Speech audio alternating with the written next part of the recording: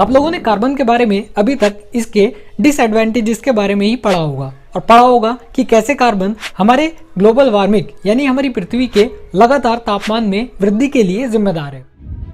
मगर क्या आपको पता है कि हमारी पृथ्वी पर ऑर्गेनिक सब्सटेंसेस यानी कि कार्बनिक पदार्थ यानी कि ऐसे पदार्थ जिनमें कार्बन होता ही होता है की मात्रा सबसे ज़्यादा है और बिना कार्बन के हम इंसान ही नहीं बल्कि हमारी पृथ्वी पर कोई भी जीव अपने वजूद की कल्पना भी नहीं कर सकता है।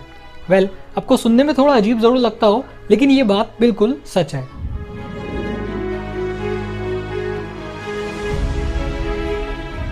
तो अगर आप विज्ञान विषय में दिलचस्पी रखते हैं तो आपको पता होगा कि केमिस्ट्री में कार्बन को इतना महत्व और उसके इतने गुण होते हैं कि कार्बन किस तत्व के साथ क्या क्या प्रक्रिया करता है और उसके साथ किन किन परिस्थितियों में क्या क्या घटनाएं होती हैं, इन सबको ध्यान में रखते हुए केमिस्ट्री में कार्बन की स्टडी के लिए एक अलग ब्रांच होती है। कार्बन एक ऐसा पदार्थ होता है जो दुनिया की हर जिंदा चीज में पाया जाता है, फिर चाहे वो पेड़ पौधे हों, जानवर या फिर इंसान। हम इंसानों के अंदर कार्बन की 18.5% मात्रा पाई जाती है, जो कि ऑक्सीजन के बाद हमारे शरीर में दूसरा सबसे ज्यादा मात्रा में पाया जाने वाला तत्व होता है। इसीलिए इसे केमिकल बेस ऑफ लाइफ यानी जीवन का रासायनिक आधार भी माना जाता है और इसी वजह से कार्बन को किंग ऑफ एलिमेंट यानी तत्वों का राजा भी कहा जाता है।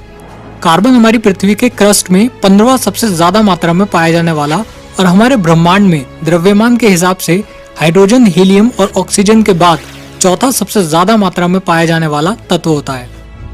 वैसे जब हम बात करते हैं कि कार्बन के बिना हमारी जिंदगी ही मुमकिन नहीं होती है तो यहीं से हमें इसकी अहमियत का अंदाजा लग जाता है। लेकिन ये इतना अहम होता क्यों है और क्यों इसे एलिमेंट ऑफ लाइफ यानी कि जीवन का तत्व कहा जाता है? तो इसके लिए हमें समझना होगा इसका केमिकल स्ट्रक्चर। असल में किसी भी तत्व के परमाणु के अंदर धनावेश कण यानी कि प्रोटॉन्स, उदासीन कण यानी कि न्यूट्रॉन्स और ऋणावेशित कण यानी कि इलेक्ट्रॉन्स होने की संभावना होती ही है। किसी भी तत्व को उसके न्यूक्लियस यानी कि नाभिक में मौजूद प्रोटॉन्स के नंबर से परिभाषित किया जाता है। जैसे कि 1 प्रोटॉन्स मतलब हाइड्रोजन, 2 प्रोटॉन्स मतलब हीलियम, 3 का मतलब लिथियम, 4 मतलब बेरिलियम और 5 बोरॉन और इसी तरह 6 होता है कार्बन। इसमें न्यूट्रॉन्स और इलेक्ट्रॉन्स बदल सकते हैं लेकिन परिभाषा के हिसाब से अगर किसी नाभिक में 6 प्रोटॉन्स हैं तो वो कार्बन का ही परमाणु होगा। अब सवाल आता है कि कार्बन बनता कैसे है, ये वजूद में कैसे आता है?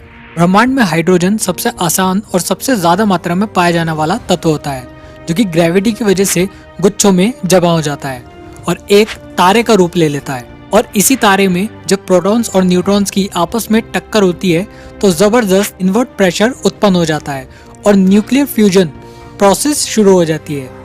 वही प्रोसेस जो कि हमारे सूरज में भी हमेशा चलती रहती है और इसी प्रक्रिया में कार्बन और दूसरे बड़े एलिमेंट्स जैसे आयरन इस तारे में बनते हैं। इस प्रक्रिया में कार्बन और दूसरे बड़े तत्वों का निर्माण इस तारे में हो जाता है। इसमें ज्यादा बड़े तत्वों को सुपरनोवा विस्फोट से ज्यादा ऊर्जा की जरूरत होती है या फिर ज्यादा पार्टिकल एक्सेलरेशन की जरूरत होती है, जिसका एग्जाम्पल आप हमारी पृथ्वी पर देख सकते हैं। तो लगभग सभी बड़े तत्वों का निर्माण इस तारे में हो जाता है। तो फिर कार्बन में ही ऐसा क्या खास है? असल में कार्बन के परमाणु में 6 इलेक्ट्रॉन होते हैं जिसमें से 2 इलेक्ट्रॉन कार्बन एटॉम के इनर शेल में होते हैं जबकि बाकी 4 कार्बन के आउटर शेल में होते हैं। जो 4 इलेक्ट्रॉन आउटर शेल में मौजूद होते हैं जिन्हें वैलेंस इलेक्ट्रॉन यानी कि संयोजक इलेक्ट्रॉन भी कहा जाता है, यानी वो इलेक्ट्रॉन जो किसी दूसरे तत्व के साथ रासायनिक अभिक्रिया में बॉन्ड यानी कि रासायनिक बंध बनाते हैं।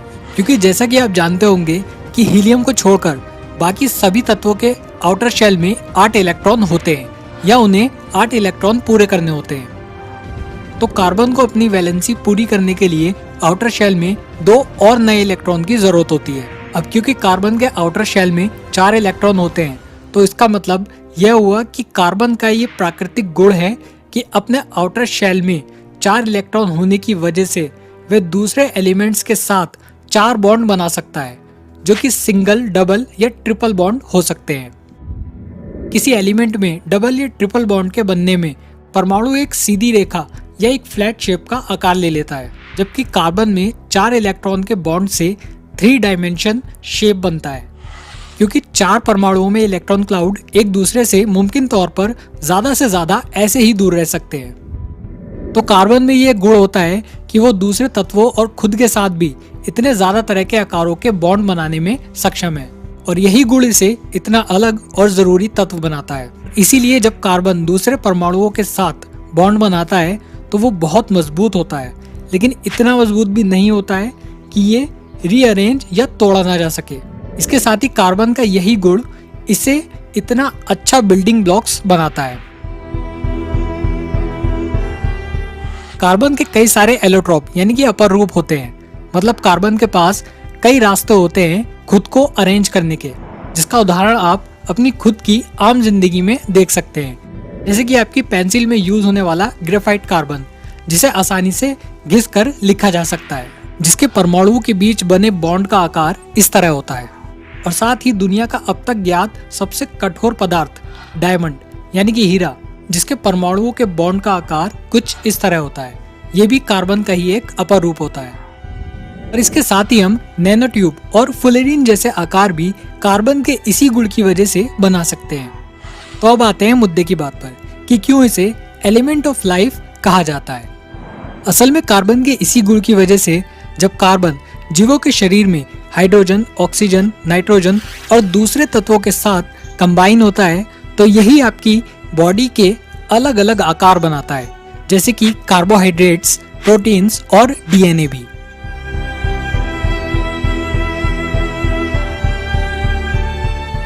और यही एक खास वजह होती है कि इसे एलिमेंट ऑफ लाइफ कहा जाता है।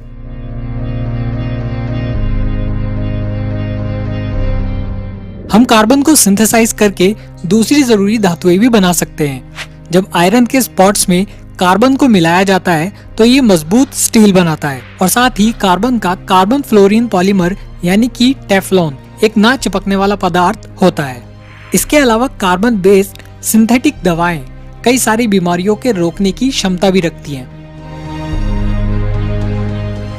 तो इन सब बातों से पता चलता है कि कार्बन ही है जो जीवों में कार्बोहाइड्रेट्स, प्रोटीन्स और किसी जीव के वजूद के होने की सबसे बड़ी वजह डीएनए के बनने के लिए भी कार्बन ही जिम्मेदार होता है, अपने दूसरे तत्वों के परमाणुओं के साथ बनने वाले बॉन्ड्स के इसी गुण की वजह से।